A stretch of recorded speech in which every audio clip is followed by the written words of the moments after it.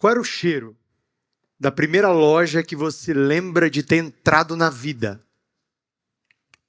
Hein? O cheiro da primeira loja que eu tenho lembrança é de fumo de corda, ferragens, feijão a granel, daqueles que a gente enfia a mão no saco, queijo colonial e salame, que meu pai mesmo fazia. Esse era o cheiro da loja quando eu tinha 4 anos de idade. A loja da minha família, em Lajeado Grande, interior de Santa Catarina.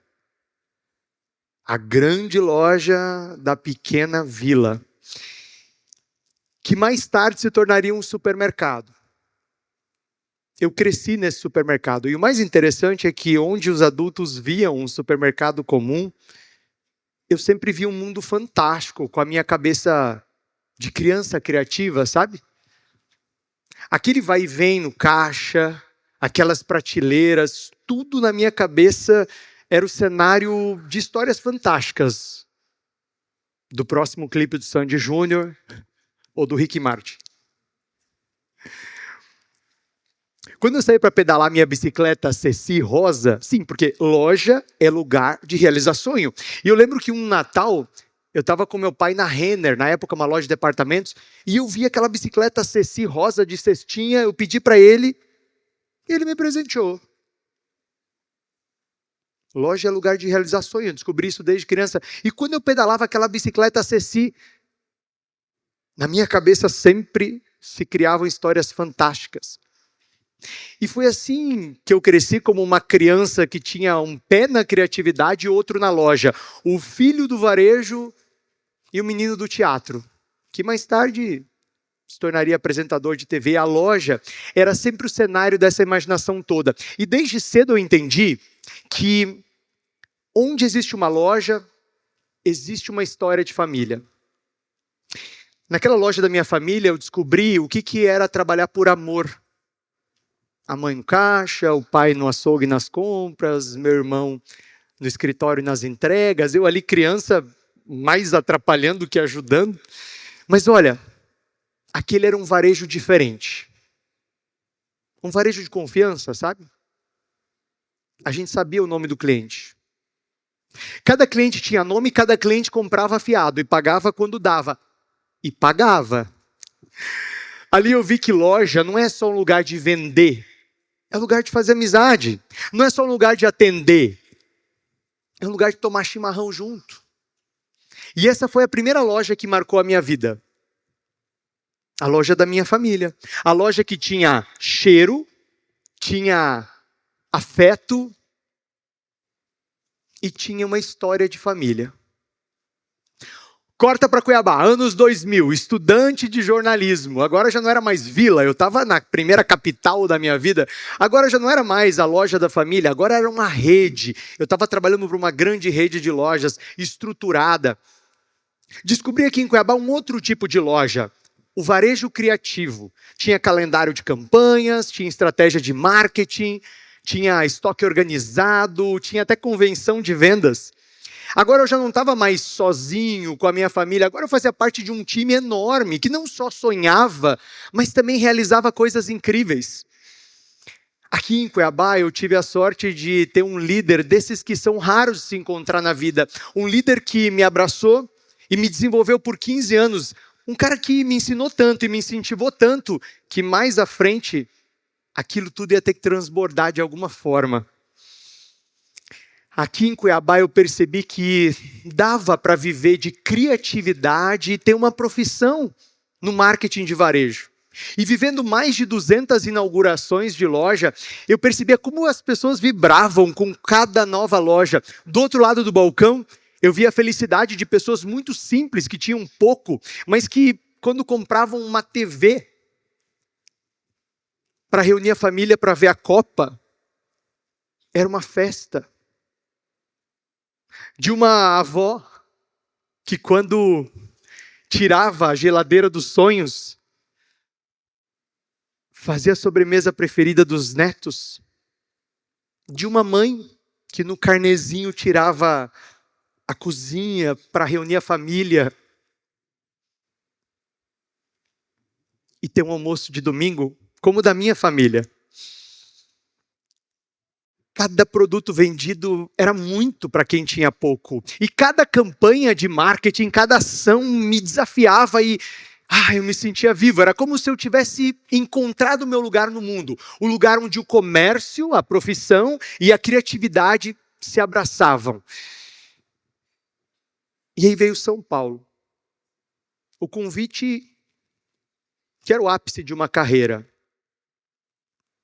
Liderar um marketing de 800 lojas, um cargo importante, um salário com o qual eu nunca tinha imaginado na vida, um escritório lindo na Berrine.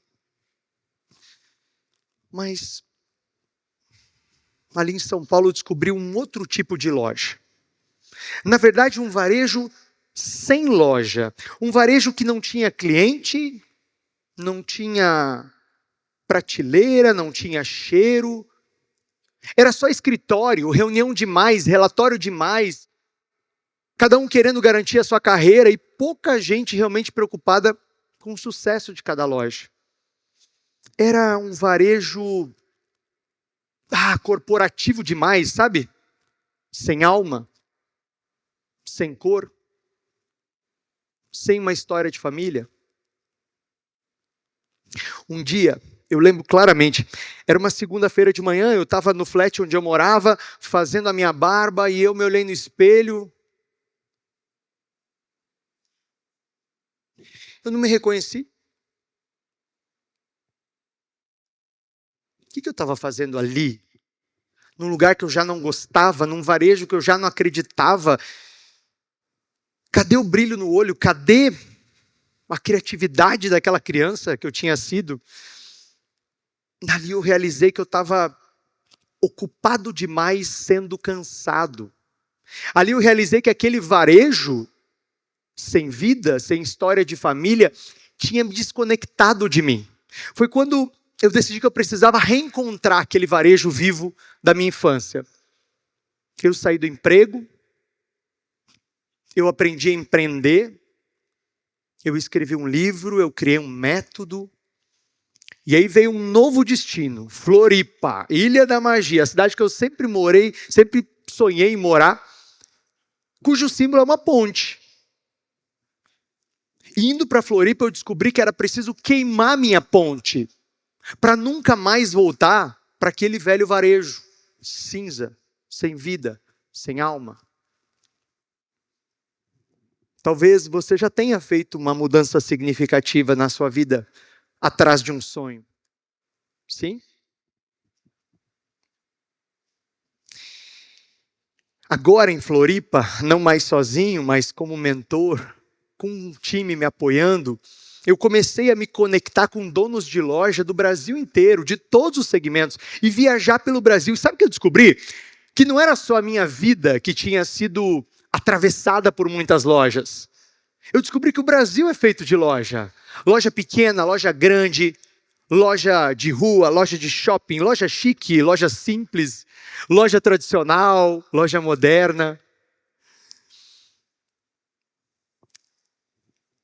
Esse sim era o varejo da minha infância, o varejo vivo, colorido.